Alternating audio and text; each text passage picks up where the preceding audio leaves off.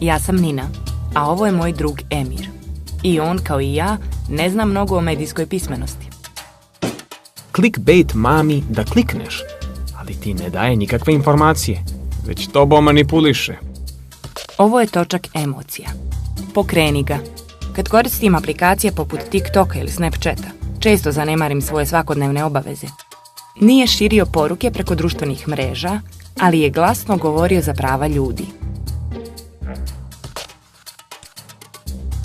Vrijeme je da ti pokažemo kako da prepoznaš tipove medijskih manipulacija. Ponos. Žena iz Berana našla novčanik pun para i sve vratila. Baš sam osjetio ponos. Prvo pitanje glasi: ko je kreirao ovu medijsku poruku? Sad mi je jasno zašto nije dobro da se oslanjamo samo na vještačku inteligenciju.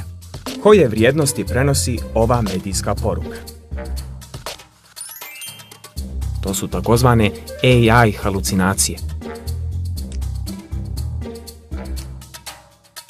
Nina, skandal u ulazu gdje žive Vukovići.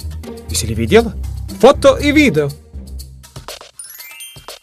Sada ćemo kroz kratak kviz provjeriti šta smo naučili u prethodnoj lekciji. Ne smiješ da vrijeđaš druge ljude ili da širiš mržnju. To nije sloboda govora. Šta si želio da pokažeš ovom fotkom?